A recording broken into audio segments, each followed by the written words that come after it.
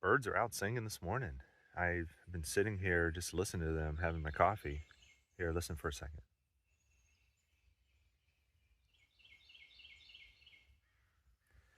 Pretty nice. It's chilly this morning, which is cool. I don't mind that. Throwing the fleece and just hanging out. I'll pack up camp in 20, 30 minutes maybe, and then march on down. I have about 8 miles to go today. I think that was the 8-mile sign yesterday, and I'm guessing it ends at the trailhead. I've never done the trail, at least according to the miles on the trail. I've done loops, stuff like that with the scouts some years ago when my boys were in. But yeah, I think the weather's going to be good today. It's going to warm up again, but I should be done before it gets too warm. All right, back on the trail. It's about 8:20, so a little bit earlier start this morning. And I'm really liking these cooler temperatures. When I checked the weather before this trip, I thought it was going to be colder on Friday night, but it seems like it was a little chillier Saturday night. Hey, starting out chilly is good. So, birds are still singing like that. Haven't seen anyone yet this morning. I guess I wasn't too far from the trail, and I figured I would have heard somebody. I'm guessing people are sleeping in. Check this out. Ha! More water. I'd grabbed a lot last night, so I'd make sure I have enough for my dinner and a couple cups of coffee. These streams aren't marked on the Gaia map, so I didn't know. But oh well. It's all good. That guy, he snapped right in half way up there.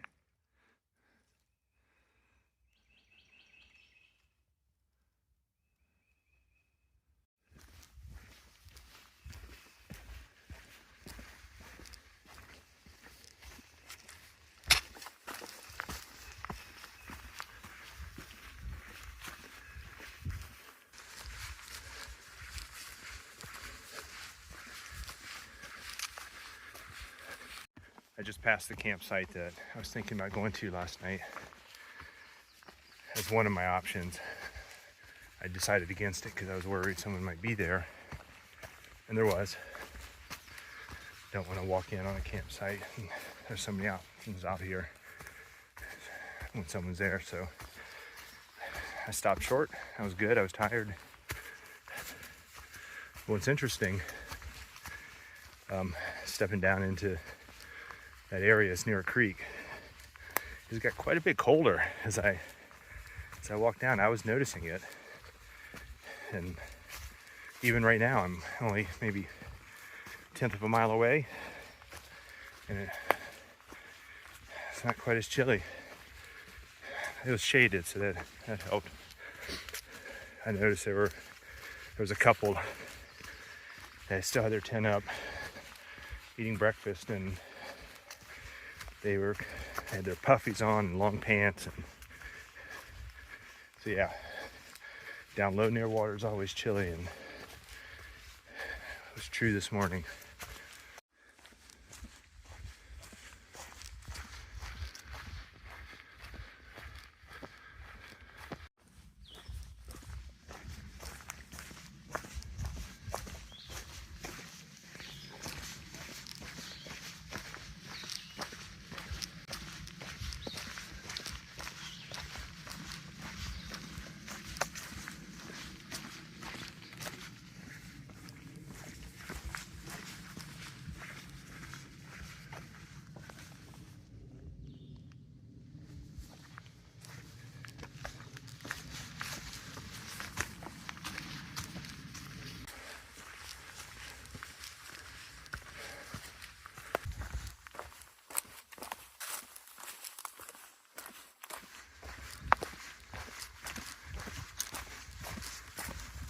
Crazy how the forest changes so quickly.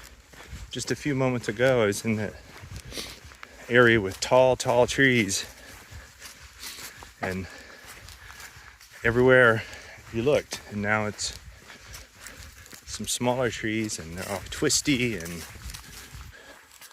I don't know. I just find it interesting. The stuff you see when you get outside.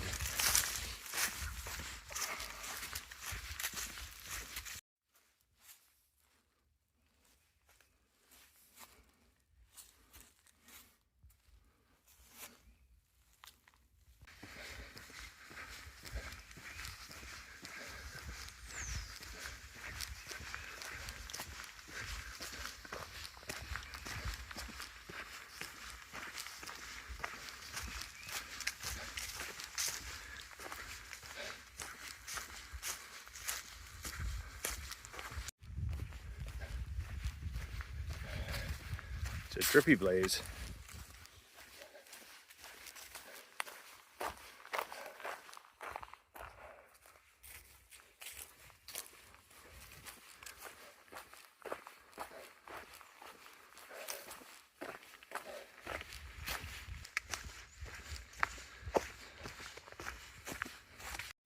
It's a little muddy stretch here.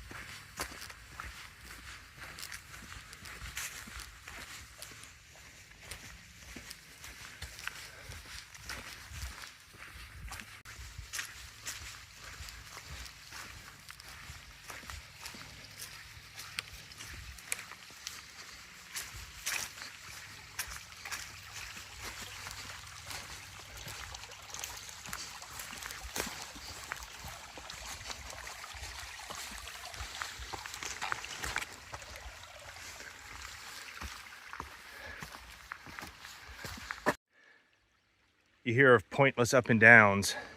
Here's a pointless river crossing. We really just crossed, I don't know, like 100 yards over there just to come back and cross again. So yesterday at the end of the hike, my feet were hurting a little bit, and I thought I had some hot spots. When I took my socks and shoes off, I had a little blister on each foot, and I'm not sure what it is because I'm wearing the same socks I usually wear. I did switch out my shoes. It's the same brand of shoes, but the other ones were falling apart, and these, same model, same year, they have about 100 miles on them. I don't know if they're just a little different. I did have an extra pair of socks, so I switched to those, and so far so good. Maybe it was just the socks. I don't know, but I can feel it. It's not bothering my walk-in, and I feel like they're probably just going to callus over. But this is the first time that I've gotten blisters in a long time. I've done quite a few hikes since then, so I have to figure it out. In a month or two, I'm going to do a week on the Appalachian Trail, and need to be able to make sure I got that taken care of. Nice campsites here by the river. Ooh, and a cool crossing. Liking it. Let's see if I can cross without having to use my poles.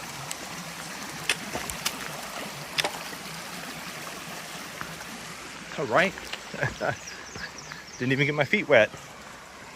Impressive.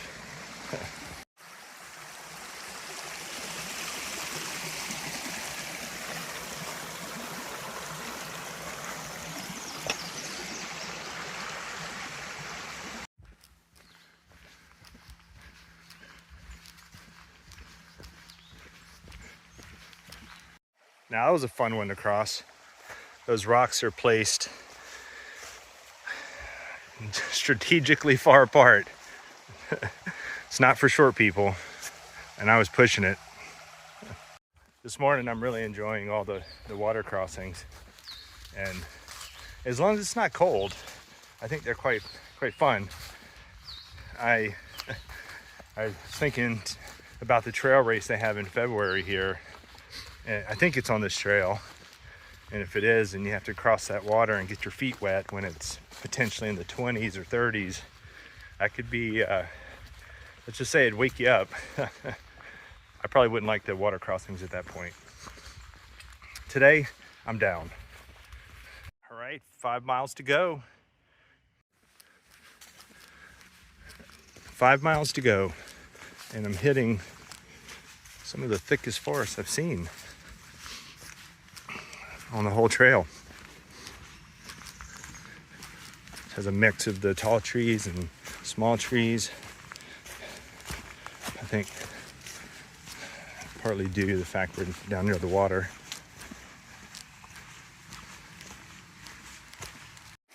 Oh, cool.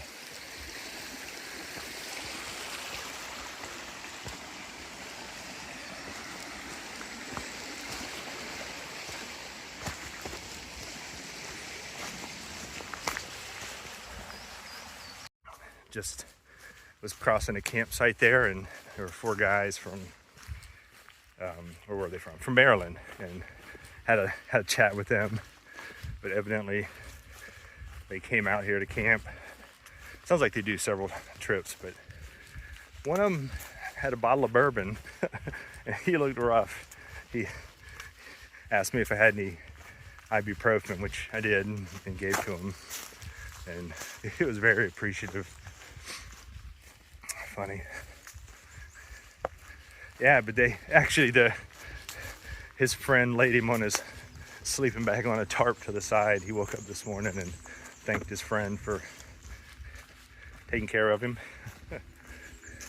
Yeah, but they were pretty thankful. And one thing they mentioned was that they've seen a few solo hikers come through, and they weren't friendly.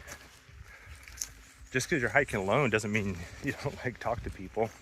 Sometimes you're hiking alone because your partner can't come with you, or maybe you like being able to go your own pace, stop where you want. I don't know. I feel you see somebody on the trail, say hi to them. And if they look like they want to have a conversation, have a conversation. So hopefully I busted that stereotype for them.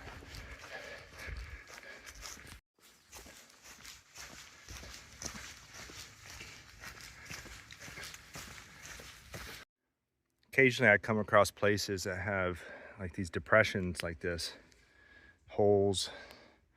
I see ditches, but the holes like that, I wonder what causes those. I've heard in some places are old mines. Is that maybe it? They just stick out because I normally don't see holes like that unless something happened. I guess maybe a tree could have fallen and that's where the root ball used to be, but I didn't see a tree there. I did see a tree that fell earlier, and it was still laying there with dirt stuck in the roots and all that, and the hole where the roots was filled with water. But that one was, I guess, more of a flat, like pond-like thing, and not these deep holes. Look over here. Crazy. When I was in Normandy once, I went to the area, I forget what it's called, Old Uwharrie, something like that, where the D-Day invasion was, and they had all these depressions where the bombs had landed. It didn't have any trees, but it was crazy. It was like you were looking at a golf course that had, the hardest golf course. All right, we got some crazy blowdowns right here. Let's see if I can navigate around it. Man, made it. In case you were wondering, that thing was so puny, why didn't you just move it? I did. I went back and it was pretty dry and cleared that off. hiking up to the top of Dennis Mountain. I think it's the last peak of the trail.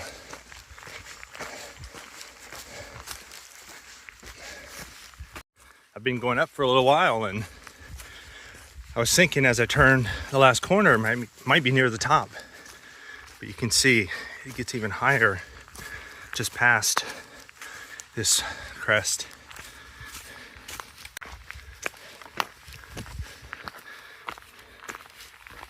There aren't many miles left to go on the trail, and Dennis Mountain here is just to let you know, a short day. It's not going to be easy. I think this is the sustained steepest part of the trail I've hiked on. And man, it's making me work. It's good. Plus, going up's better on my knees than going down. I think the other side is very similar, but down. So, not looking forward to that. I'm gonna get you, Dennis Mountain. See, still goes up. It is pretty. Sun coming out, leaves coming out on the trees.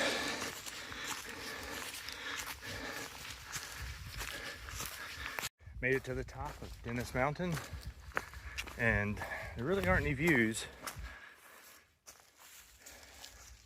You can kind of see through the trees, since the leaves aren't there yet, some of the peaks of the other mountains off in the distance, which is cool.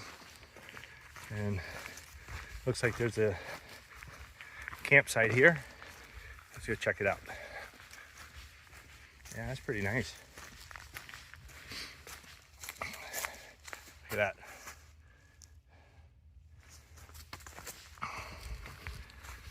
Well, if you want to camp, you can camp anywhere, but there's a spot on top of Dennis Mountain if you're willing to do the climb.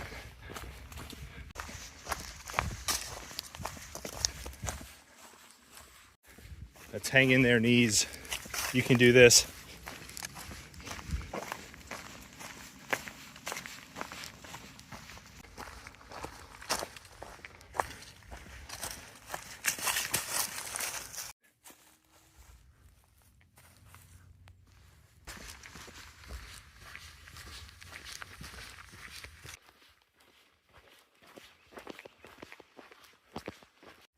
This is the day of water crossings.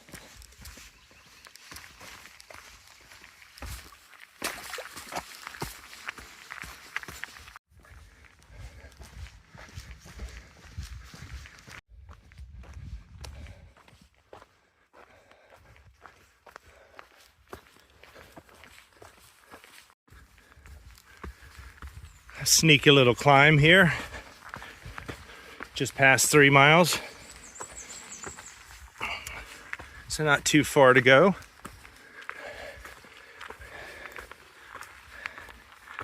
Yeah, man, this is, try to get my body up this hill.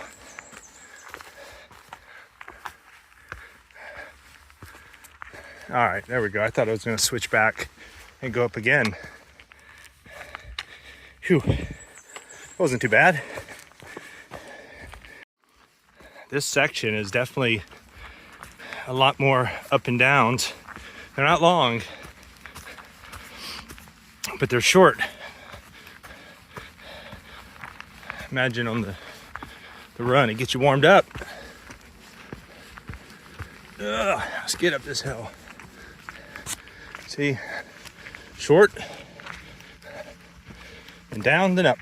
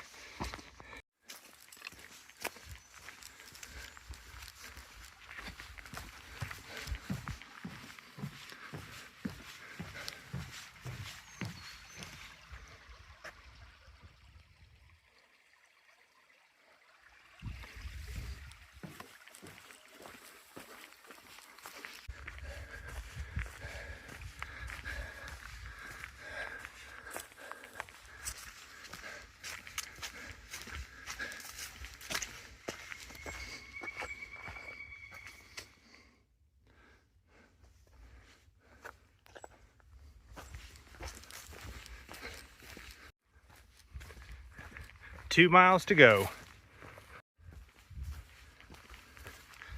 Just got passed by another runner. It's a good day for it.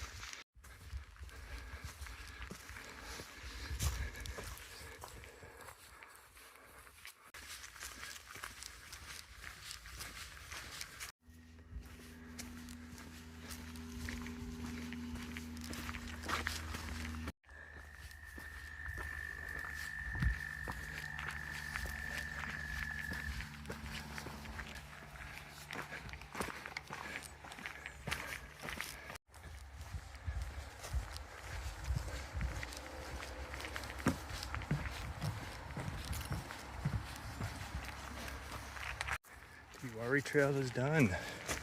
I'm gonna stop filming so I don't these people. The Uwharrie Trail.